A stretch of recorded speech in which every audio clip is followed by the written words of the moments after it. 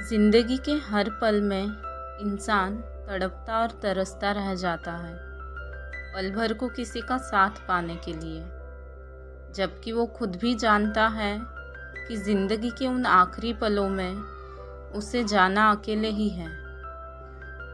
नमस्कार दोस्तों, स्वागत है आपका हमारे YouTube चैनल अनकही सी बातें पर। मैं आपको सुना रही हूँ दिव्य प्रकाश दुबे जी द्वारा लिखी कहानी अक्टूबर जंक्शन। 10 अक्टूबर 2019 की शुरुआत में सुरभि पराशर की दूसरी किताब आई और चित्रा की तीसरी किताब आई। दोनों किताबों ने धूम मचा दी। इस बीच चित्रा को इंग्लिश के सबसे बड़े पेपर ने 15 दिन में एक आर्टिकल लिखने का ऑफ़र दिया। वह तुरंत तैयार हो गई। उसके आर्टिकल बहुत ही खतरनाक, बहुत ही कंट्रोवर्शियल होते थे। उधर बिना किसी पीआर, बिना किसी मार्केटिंग के सुरभि पराशर की किताबें बिकती ही जा रही थी। बच्चों ने जैसे हैरी पॉटर को छोड़कर सुरभि पराशर को पढ़ना शुरू कर दिया था। सुरभि का कभी कोई इंटरव्यू नहीं आया था। चित्रा की किताब अगर 3 लाख बिकती थी तो सुरभि की 20 लाख, लेकिन यह भी बहुत अधिक था। यह जानते हुए कि सुरभि पराशर कभी किसी इवेंट में नहीं जाती, कभी कोई मार्केटिंग नहीं करती। चित्रा ने पिछले 10 अक्टूबर को ही अपनी किताब अनाउंस की थी और वो किताब बहुत चली थी। 10 अक्टूबर को अपने लिए लकी मानती थी। वह 10 अक्टूबर को अपने लिए लकी मानती थी।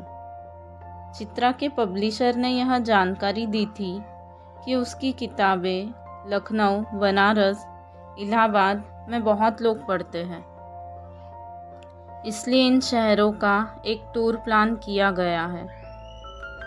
उसने इस बार किताब के कवर को पहले लखनऊ से लॉन्च करने का सोचा। फिर उसको ख्याल आया कि पिछली साल वह सुदीप को सही से टाइम नहीं दे पाई थी।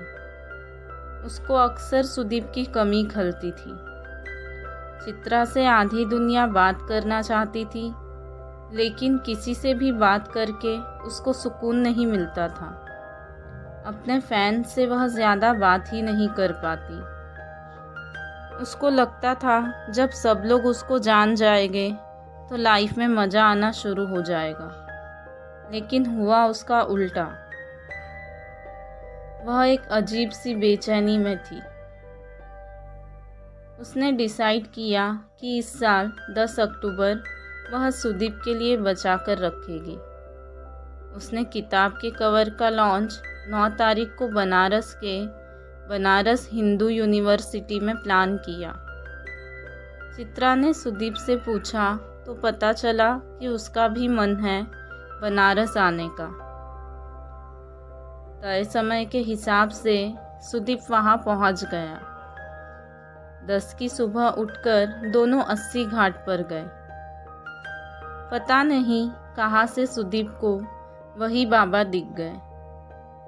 वह उसके पास आए और चाय पिलाने के लिए बोला। सुदीप ने बाबा को चाय पिलाई।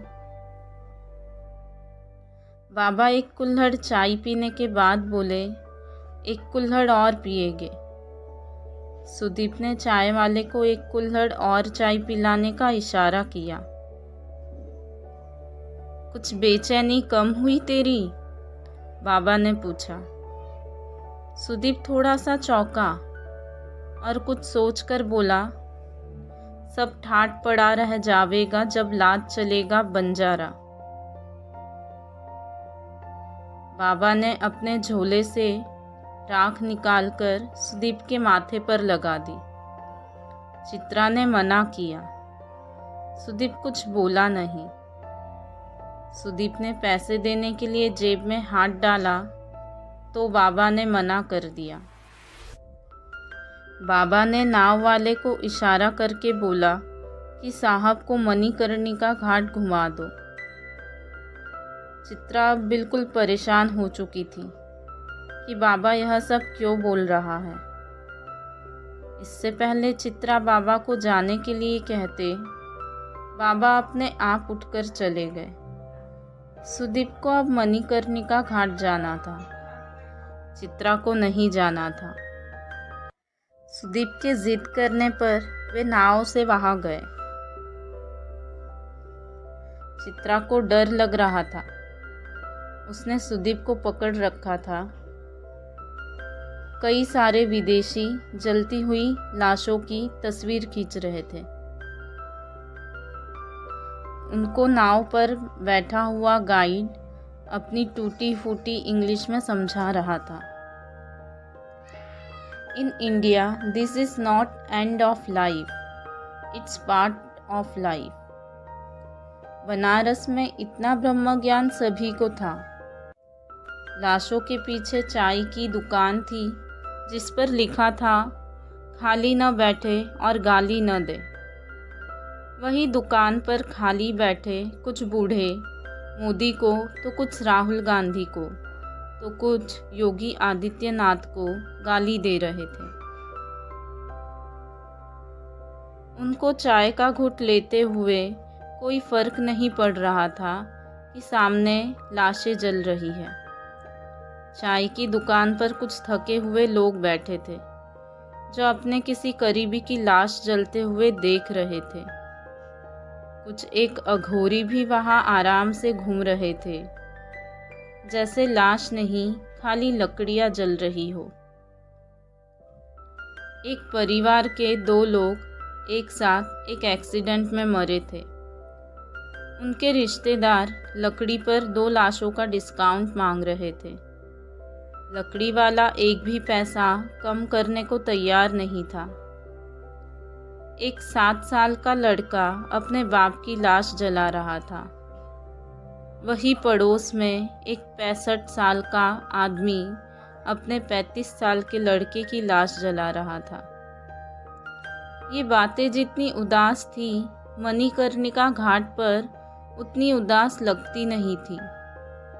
अंतिम संस्कार तक की प्रक्रिया इतनी थकाने वाली होती है कि ज़्यादातर लोगों के आंसू भी थक कर सूख जाते हैं। एक के बाद एक लाश लाई जा रही थी। सामने की दीवार पर लिखा था, माया मरी नमन मरा, मरमर गए शरीर, कबीरदास। यह सब देखकर सुदीप के अंदर का कुछ हिस्सा पिघल रहा था। उसने जोर से चित्रा का हाथ पकड़ लिया। चित्रा बार बार नाव वाले को वहां से जाने के लिए बोल रही थी, लेकिन सुदीप ने उसको रोक दिया। कुछ देर तक पूरा घाट अपनी आंखों में उतारने के बाद सुदीप ने चित्रा से कहा, मुझे अभी पापा से मिलना है। वहां से निकलते ही सुदीप और चित्रा लखनऊ के लिए निकल लिए। उनको लखनऊ पहुंचने में शाम के करीब 7 बज गए। पूरे रास्ते उनकी आपस में बहुत कम बात हुई। वे आपस में इतनी बातें कर चुके थे कि उनको एक दूसरे की खामोशी खलती नहीं थी। पापा ने सुदीप की पसंद के हिसाब से खाना बनवा दिया था। सुदीप ने पापा और चित्रा को सामने बैठाया और टेबल पर सुरभि पराशर की किताब रखते हुए बोला, आप दोनों से मैं कुछ छुपाना नहीं चाहता, ये मैंने लिखी है। चित्रा कुछ रिएक्ट करती इससे पहले ही पापा ने कहा, मुझे लगा ही था ये तू ही है। चित्रा ने चौंकते हुए पूछा, क्यों लगा था आपको? सुदीप के पापा ने सुदीप की माँ की फोटो की तरफ देखते हुए कहा, क्योंकि सुदीप की माँ का नाम सुरभि पराशर है। सुदीप अपने पापा से गले लगकर बच्चों जैसे रो रहा था और चित्रा उन दोनों को देखकर। सुदीप ने पापा के गले लगे हुए ही कहा, माँ के जाने के बाद मैं आपसे नफरत करने लगा था, मुझे माफ़ कर दीजिए। मैं हमेशा आपसे भागता रहा, अपने घर से भागता रहा। अब इस बात के बोझ के साथ जी नहीं पा रहा था। पता नहीं सुदीप को किसने बदला था, उसके हजारों किलोमीटर के सफ़र ने, बाबा ने, मणिकर्णिका घाट ने, या समय ने, या इन सब ने मिलकर। कुछ भी कहना मुश्किल था।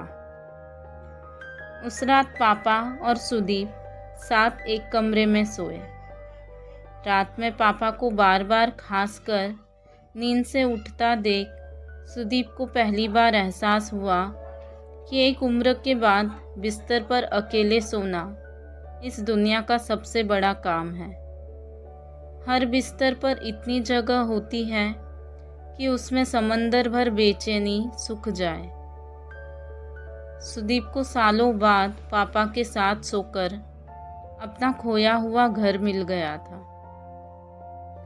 अगले दिन सुबह छत पर उसने बताया कि उसके पास अब भी कुछ 50 करोड़ रुपए है। वह सारा पैसा सुरभि पराशर फाउंडेशन के नाम कर रहा है। उसने चित्रा और अपने पापा दोनों से यह वादा लिया कि इस बात का जिक्र कभी किसी से भी न किया जाए। सुदीप ने सुरभि फाउंडेशन के बारे में सब कुछ सोच रखा था, जिसमें ऐसे बच्चों को स्कॉलरशिप दी जानी थी जो किसी भी वजह से अपनी पढ़ाई पूरी नहीं कर पाए थे। सुदीप ने जो किताब सुरभि पराशर के नाम से लिखी थी, उसकी रॉयल्टी के पैसे भी सुरभि फाउंडेशन में ही जमा होने थे। पापा को चित्रा के साथ अपना घर पूरा लगता था। असल में घर में माँ के न रहने से और तो जो कुछ होता हो, लेकिन सारी बातचीत रुक जाती है। चित्रा इस घर का अधूरा हिस्सा हो गई थी। लड़कियां एक समय के बाद घर की माँ बन जाती है, फिर पता नहीं कब घर की नींव का हिस्सा हो जाती है। पापा ने दोनों से शादी के लिए पूछा तो चित्रा और सुदीप दोनों ने बताया कि बस अगले 10 अक्टूबर को हम शादी कर लेंगे।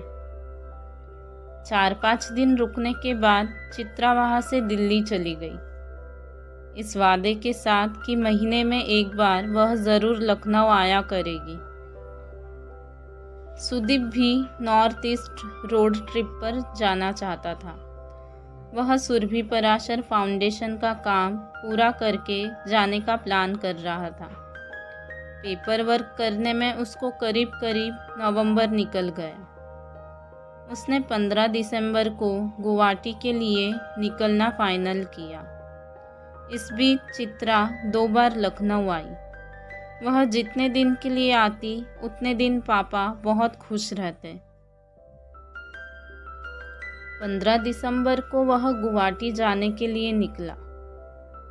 उसको गोरखपुर होते हुए जाना था, लेकिन उसका मन इलाहाबाद होते हुए जाने का था, क्योंकि उसके पिताजी इलाहाबाद के पड़े थे और उसको वैसे भी इलाहाबाद में संगम जाना ही था। वह गंगा जमुना से ज़्यादा सरस्वती नदी में इंटरेस्टेड था। ऐसा कहते हैं कि संगम की तीसरी नदी सरस्वती सबको नहीं दिखती। असल में सरस्वती नदी सबके भीतर होती है, लेकिन गंगा जमुना के चक्कर में उस नदी तक कम लोग ही पहुंच पाते हैं। संगम में गंगा और जमुना का रंग तो अलग अलग दिखता है, लेकिन सरस्वती का रंग वही होता है जो हमारे मन में होता है। सुदीप बहुत देर संगम में बैठकर अपने मन की सरस्वती को ढूंढता रहा। सुदीप की अगली मंजिल गोरखपुर थी, लेकिन संगम में ज़्यादा देर रुकने की वजह से गोरखपुर पहुंचने में रात हो गई थी। दिसंबर के मौसम में अच्छा खासा कोहरा था, इसलिए आदत के मुताबिक वह अंधेरा होने से थोड़ा सा पहले गोरखपुर के रास्ते बस्ती शहर से थोड़ा सा आगे एक गांव में घुस गया। उसने पगडंडी में घुसते हुए ध्यान नहीं दिया, वह कई किलोमीटर अंदर आ चुका था। कोहरे की वजह से चलना मुश्किल होता जा रहा था। जिस गांव में वह रुका वह बहुत पिछड़ा था। वहाँ बिजली थी भी तो आ नहीं रही थी। इस गांव में लालटेन जलाकर पंचायत चल रही थी। उसने शुरू में पंचायत पर ज़्यादा ध्यान नहीं दिया। गांव के सभी लोग पंचायत में थे। उसने कभी पंचायत होते देखी भी नहीं थी, इसलिए एक कुएं के पास अपनी कार खड़ी करके वह पंचायत देखने पहुंच गया। पंचायत में अच्छा खासा शोर शराबा, गाली गलौज चल रही थी। माहौल में अच्छी खासी गर्मी थी। उसको वहाँ रुकना ठीक नहीं लगा, लेकिन वहाँ कोने में करीब 20 साल की एक लड़की को रोता देखकर वह रुक गया। उस लड़की के साथ उसके माता पिता भी नीचे बैठे हुए थे, जो बार बार पंचों के पैर छूकर कुछ विनती कर रहे थे। अपने कपड़ों से वह कहीं से भी गांव वाला लगता नहीं था। वह पीछे जाकर बैठ गया।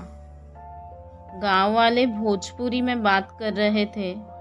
उसने एक लड़के से समझना चाहा कि आखिर हुआ क्या है, यह लड़की इतना रो क्यों रही है। लड़के ने बताया कि ठाकुर साहब के लड़के ने इस लड़की के साथ ज़बरदस्ती की है। लड़की छोटी जात की है, लड़की अब पेट से है। पंचायत ने फैसला लिया है कि ठाकुर साहब इस लड़की को 11,000 रुपये दे और पूरे गांव को खाना खिला दे तो बरी हो जाएगी। लड़की वाले इसलिए रो रहे हैं कि उनकी बिन ब्याही माँ बनी लड़की से अब कोई शादी नहीं करेगा। लड़की के परिवार वाले पैसे बढ़वाने के लिए गिड़गिड़ा रहे थे। सुदीप ने यह सुना तो उसके पैर के नीचे से ज़मीन सरक गई। उसको अपने अकाउंट में पड़े हुए पैसों से इतनी नफरत कभी नहीं हुई थी। वह अपने आप को कंट्रोल नहीं कर पाया। उसने सामने जाकर बोल दिया कि वह पत्रकार है। उसको लगा था कि वह इस परिवार को पुलिस के पास ले जाएगा। सुदीप के अपने आप को पत्रकार बताते ही पूरी पंचायत में खलबली मच गई।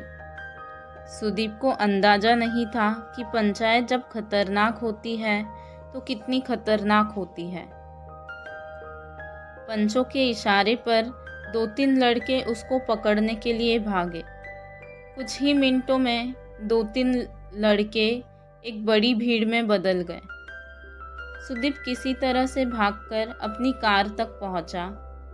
उसने अपनी कार भगाई। कोहरा अंधेरे में बुरी तरीके से मिल चुका था। इधर कुछ लोग मोटरसाइकिल से उसका पीछा करने लगे। 1-2 पत्थर उसकी कार का शीशा तोड़ चुके थे। सुदीप जितना तेज कार भगा सकता था भगा रहा था। हाईवे से आती हुई हॉर्न की आवाज़ से उसको अंदाज़ा लगा कि हाईवे अब ज़्यादा दूर नहीं है। 1-2 पत्थर उसके बिल्कुल पास से होकर गुजर चुके थे। सुदीप जिस वक्त पगडंडी से बाहर निकला, ठीक उसी समय एक ट्रक ने उसको टक्कर मार दी। ट्रक वाले की गलती नहीं थी। कोहरे में किसी को भी धोखा हो सकता था।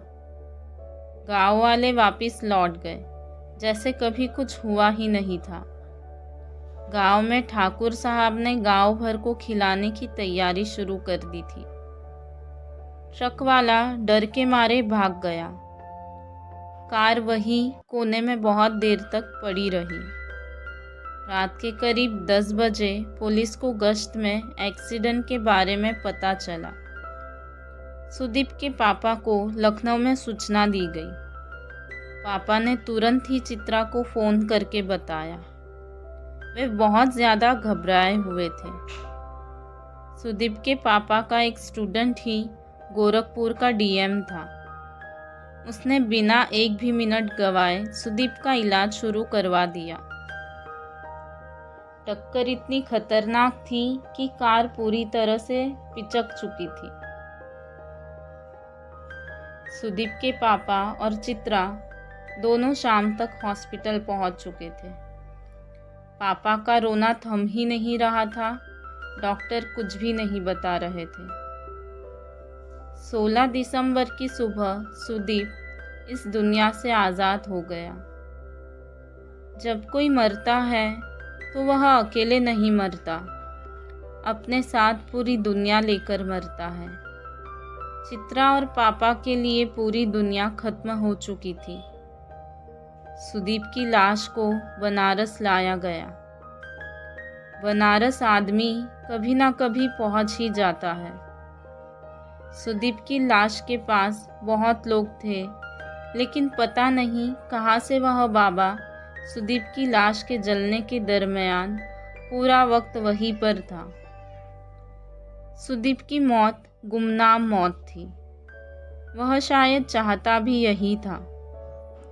गुमनाम मरना हमारे समय की सबसे बड़ी लग्जरी है। किसी को कभी पता नहीं चला कि गांव में उस दिन क्या हुआ था। ज़रूरी नहीं कि भीड़ घेर कर ही मारे। भीड़ कई बार चुपचाप भी मार देती है। जनवरी में सुदीप का वकील मुंबई से लखनऊ आया। उसने रुपए का हिसाब किताब दिया। सुदीप की इच्छा सुदीप के पापा सुन ही नहीं पाए। सुदीप के पापा अनाथ हो चुके थे। सुदीप की विल में उसके सारे पासवर्ड थे। चित्रा ने वहीं लखनऊ में रहने का फैसला किया। सुदीप ने अपने विल में यह भी लिखा था कि अगर उसको कुछ हो जाए तो उसकी किताब के सारे राइट्स चित्रा के पास चले जाएंगे। चित्रा ने लिखना छोड़ दिया। पापा को जब भी उसकी याद आती तो वह सुदीप के कमरे की एक एक चीज़ निकालकर उसको दोबारा वहीं रख देते। ऐसे सफाई करते हुए उनको एक फाइल में सुदीप यानी कि सुरभि पराशर की तीसरी किताब के कुछ पन्ने मिले। चित्रा ने जब पब्लिशर से बात की तो पता चला कि सुदीप ने आधी किताब ईमेल कर दी थी और बची हुई किताब वो जून में देने वाला था। किताब की लॉन्च डेट सुदीप ने 10 अक्टूबर 2020 रखने के लिए ईमेल किया था। चित्रा ने जब उन पन्नों को मिलाया तो पता चला कि ये उसी तीसरी किताब का हिस्सा है। चित्रा ने पापा को इस बात के लिए समझा भी लिया कि सुदीप की अधूरी किताब ही छपने भेज दी जाए। पापा भी इसके लिए तैयार थे। चित्रा का मन था कि सुदीप की आखिरी किताब में उसके बारे में सब कुछ लिखा जाए। चित्रा ने लिखना छोड़ दिया था। वह अब लखनऊ में ही सुदीप के पापा के साथ रहने लगी थी। पापा जब चित्रा को देखते तो उनको सुदीप की और याद आती। उन्होंने एक दिन चित्रा से कहा, बेटा तुम यहाँ से जा सकती हो, मेरे चक्कर में तुम अपनी लाइफ वेस्ट मत करो। चित्रा को सुनकर थोड़ा बुरा भी लगा। उसने पापा को समझाया भी कि उसको कोई दिक्कत नहीं है और वह कहीं नहीं जाएगी।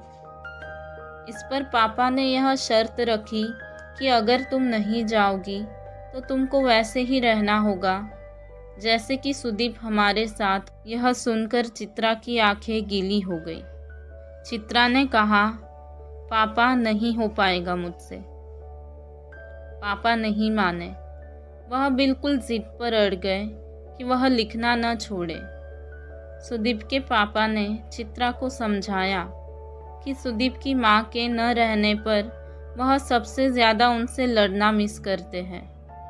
पापा ने पुराने सारे कैसेट रखे हुए थे जो सुदीप की माँ को पसंद थे। चित्रा ने पापा की बात मानकर अपनी ज़िंदगी को आसान करना शुरू किया। उसने लिखना शुरू किया और सुदीप की बची हुई किताब एक साल बाद साल 2019 से चित्रा को 10 अक्टूबर 2020 प्रेस कॉन्फ्रेंस, लेकिन 10 अक्टूबर को वह सुदीप के साथ कॉन्फ्रेंस में चित्रा पाठक के नहीं थी। इस खुलासे से कि उसने सुरभि पराशर की किताब लिखी है, सब लोग सकते में आ गए। चित्रा ने अपने बैग से सुदीप यानी कि सुरभि पराशर की तीसरी किताब सबको दिखाई। यह भी बताया कि किताब अब से 1 हफ्ते बाद मार्केट में आ जाएगी। इस किताब पर सुरभि पराशर का नाम तो होगा ही, साथ में सुदीप यादव भी लिखा होगा। सुदीप की पुरानी किताबों के अगले प्रिंट पर सुरभि पराशर के साथ सुदीप का नाम आ जाएगा। चित्रा रुकी नहीं। उसने आगे यह बताया कि चूंकि सुदीप कुछ भी छोटा नहीं करता था, इसलिए सुरभि फाउंडेशन हर साल 5 नए लेखकों को स्कॉलरशिप देगी, जिसका हर साल नए लेखकों को 10 लाख रुपए मिलेगा। लोगों के मन में अब भी हजारों सवाल थे। कोई चित्रा और सुदीप के रिश्ते के बारे में पूछ रहा था तो कोई सुदीप के बारे में। सैकड़ों सवालों को वैसे ही छोड़कर चित्रा प्रेस कॉन्फ्रेंस से निकलकर सीधे एयरपोर्ट चली गई। चित्रा का पीछा एयरपोर्ट तक कई रिपोर्टरों ने किया। वहां से उसने बनारस की फ्लाइट ली। 10 अक्टूबर 2020 शाम 5 बजे 80 घाट बनारस। चित्रा बनारस की घाट पर जाकर अकेले बैठ गई। सूरज डूबने को है। बनारस को सोने में अभी वक्त है।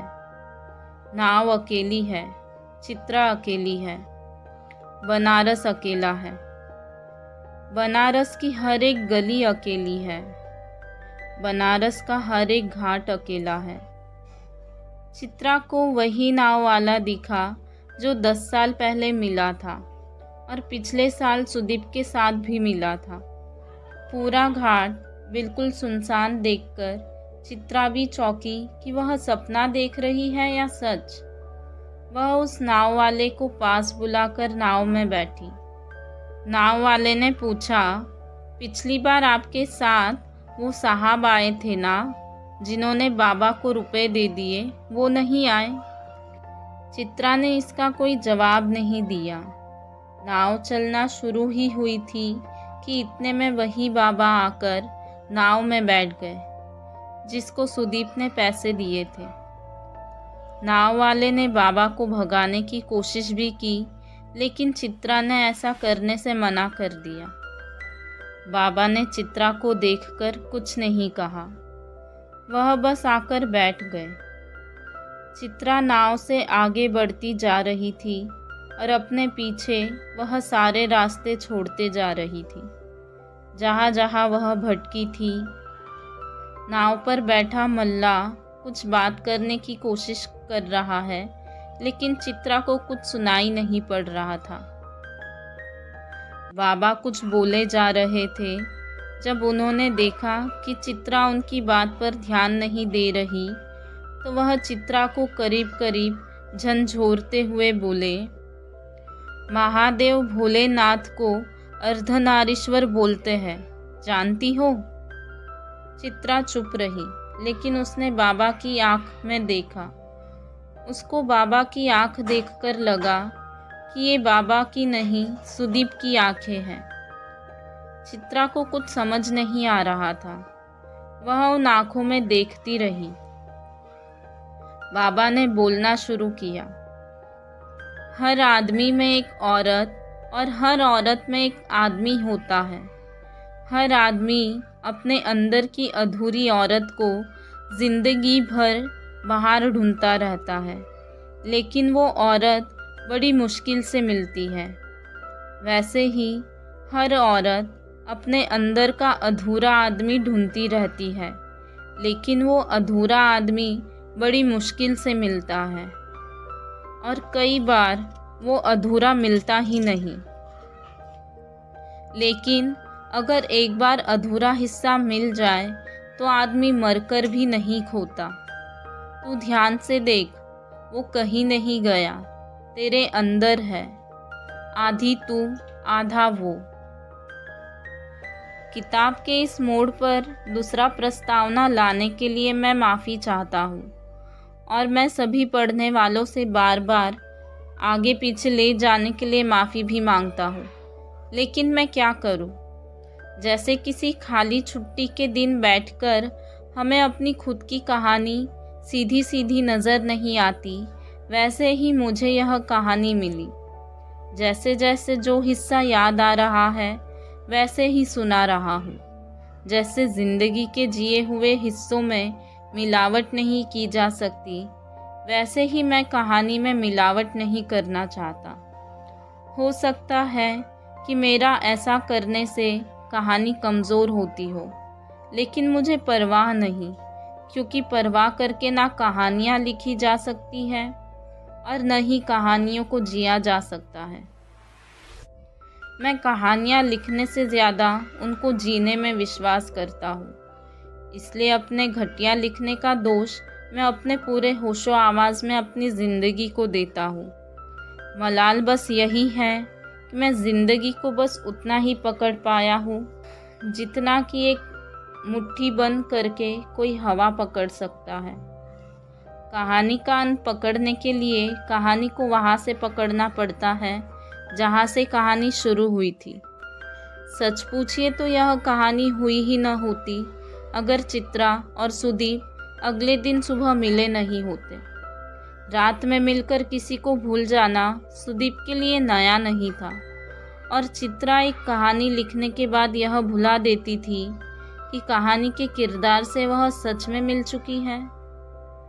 इसलिए इस कहानी का सिरा सही से पकड़ने के लिए 10 साल पहले चलना पड़ेगा।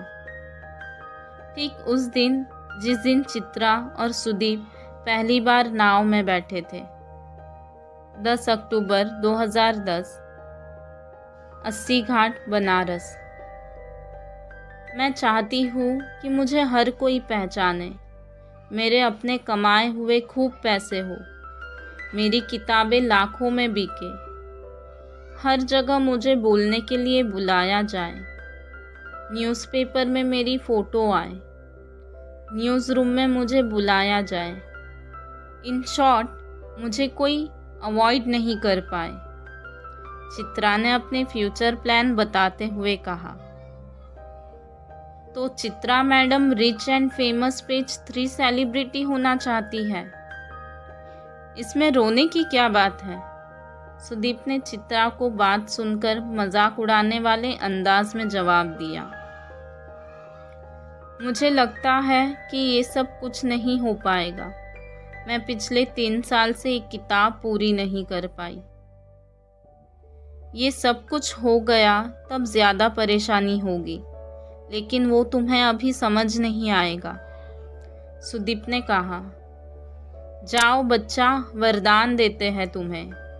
तुम एक दिन हिंदुस्तान की सबसे बड़ी लेखिका बनोगी। बड़ी राइटर हो जाओगी तो भूल तो नहीं जाओगी ना? बाद में मैं तुम्हें पहचानूंगी या नहीं, अभी से इस बारे में कुछ कह नहीं सकती। देखना, एक दिन तुम्हें सब मिल जाएगा, पैसा, नाम, सब कुछ। उस दिन तुम मेरी जगह को अपने आप को रखकर दुनिया देख पाओगी। लाइफ की ट्रेजेडी ये नहीं है कि ये नहीं मिला, वो नहीं मिला। यहाँ मिलता सबको सब कुछ है, बस टाइम से नहीं मिलता। 10 अक्टूबर 2020, शाम 5 बजे, 80 घाट, बनारस। चित्रा को सारी बातें याद आ रही थी। उसको यह नहीं लग रहा था कि सुदीप नहीं है। वह समझ ही नहीं पा रही थी सच क्या है और सपना क्या है। कुछ दिन गडमड हो जाते हैं। चित्रा के लिए यह वही दिन था। सुदीप उसको सामने नाव में बैठा हुआ दिख रहा था। चित्रा को मलाल यह नहीं है कि सुदीप नहीं है। वह जिंदा भी था तो कौन सा वो मिलते थे, लेकिन केवल यह तसल्ली कि वह दूसरा है अभी इस दुनिया में, क्या इतना ही काफ़ी नहीं होता अपने आप को समझाने के लिए? एक आदमी के न होने से पूरी दुनिया कैसी खाली हो सकती है। ऐसी बातें चित्रा ने अपनी किताबों में न जाने कितनी बार लिखी होगी, लेकिन ऐसा होता हुआ देखना इतना आसान नहीं था जितना कि लिखना। चित्रा को अपनी कहानियों का अंत लिखते लिखते इतना तो पता ही चल गया था कि अकेले हो जाना ही उस दुनिया की आखिरी सच्चाई है। भले आप भीड़ में मरे या अपने घर के बिस्तर पर, हर आदमी मरते वक्त अकेला ही होता है। इस दुनिया के बाद किसी दूसरी दुनिया की उम्मीद शायद हम सबको आखिरी उम्मीद होती हो। ऐसी दुनिया जो कि हम बना सकते थे, ऐसी दुनिया जो हमें जिंदगी भर सपनों में दिखती थी। इसलिए शायद हम अपने सपने भूल जाते हैं, क्योंकि अगर सपने याद रहे तो हमारे लिए यह दुनिया झेलना असंभव हो जाए। इसके बाद पूरे रास्ते बाबा ने कोई बात नहीं की। नदी पार होने के बाद बाबा ने वैसे ही रेत उठाकर हवा में उड़ा दी। चित्रा ने आगे कभी कोई अगली किताब लिखी या नहीं लिखी, इसका फैसला मैं आप पर छोड़ता हूँ। सुदीप होता तो वह यही चाहता कि वह किताबें लिखे और किताब पर स्टाइल में साइन करे, with love, luck, light, Chitra. Sudeep के पास जाने से पहले इतना मौका था ही नहीं कि वह कोई वादा ले पाए कि चित्रा कभी लिखना नहीं छोड़ेगी। लेकिन उन दोनों के बीच ऐसा कुछ था ही कहाँ जिसमें कोई वादा हो, प्यार हो, शिकवा हो या शिकायत हो। हर वह लड़की जो चित्रा हो सकती थी वह किताब नहीं लिखती। हर वह लड़का जो सुदीप हो सकता था वह गुमनामी में जीना और मरना नहीं चाहता। दुनिया वैसी उदासी नहीं चाहती, जिंदगी अकेलापन नहीं चाहती, कोई वैसा कुछ नहीं चाहता जैसा होता है। चित्रा और सुदीप जैसे हम शापित लोग हैं। हमारा नाम, पता, पहचान, शक्ल, जिंदगी सब कुछ शाप है। मैं भी कहानी ऐसे ख़त्म नहीं करना चाहता, लेकिन मेरे हाथ में से ये दोनों बहुत पहले ही छूट गए थे। मैंने सुदीप और चित्रा की कहानी क्यों लिखी, इसका कोई जवाब नहीं है, सिवाय इसके कि सुदीप और चित्रा के बीच ऐसा रिश्ता था जिसका नाम प्यार या दोस्ती रखा जा सकता हो। मैं इतना अच्छा नहीं लिखता कि इस रिश्ते का कोई नाम गढ़ सकूं, या मैं कोई किताब या फिल्म का नाम बता सकूं कि चित्रा और सुदीप उस कहानी के किरदार जैसे थे। हम सब के अंदर एक हिस्सा चित्रा और सुदीप जैसा ही है, जो किसी के जैसे जीना नहीं चाहते थे। सुदीप को मैंने मारा नहीं, उसको मरना ही था। चित्रा को मैंने वो सब कुछ दिया जो वह चाहती थी, सिर्फ इसलिए ताकि आपको बता पाऊँ कि सब कुछ मिल जाने से कुछ भी नहीं मिलता। हम जिस कहानी का हिस्सा है उसे शायद कोई लेखक कभी मिले ही नहीं। यह शायद इस दुनिया की सबसे बड़ी ट्रेजेडी है कि हमारी कहानी सुनाने वाले कोई होगा ही नहीं। कोई कभी जान ही नहीं पाएगा कि हमारे मन में आखिर था क्या, हम थे कौन। ये सवाल हमारे साथ ही चला जाएगा। कुछ लोग बोल देंगे कि बड़े अच्छे आदमी थे या बड़ी अच्छी औरत थी। बस सबकी कहानी इतनी ही है। मैं इतनी बातें क्यों लिख रहा हूँ? हम इतना उदास क्यों हैं? जिंदगी ऐसी क्यों है? सब कुछ इतना खराब क्यों है? दुनिया के बाद क्या है? इतना भटकने का हासिल क्या है? इन सवालों के साथ ही मुझे अब रुकना पड़ेगा, क्योंकि चित्रा अकेली है। वह थोड़ी देर चुप रहना चाहती है। मैं थोड़ी देर चित्रा के साथ चुप हो जाना चाहता हूँ। जितनी देर वह चुप है उतनी देर सुदीप वही उसके पास है।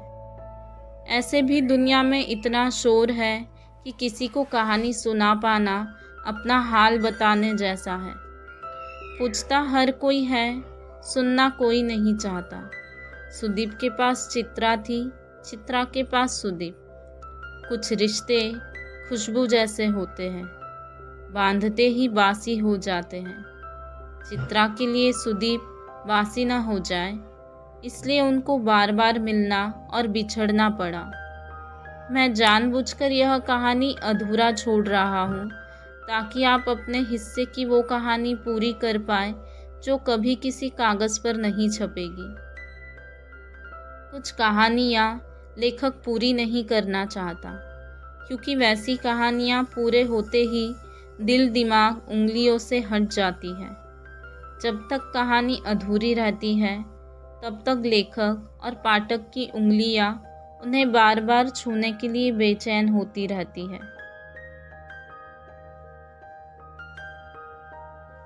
दोस्तों, आज की ये कहानी ख़त्म होती है। आपको यह कहानी कैसी लगी हमें लाइक और कमेंट करके ज़रूर बताएं। हमारे चैनल को सपोर्ट करने के लिए आप सब्सक्राइब करें और बेल आइकन को दबाना ना भूलें।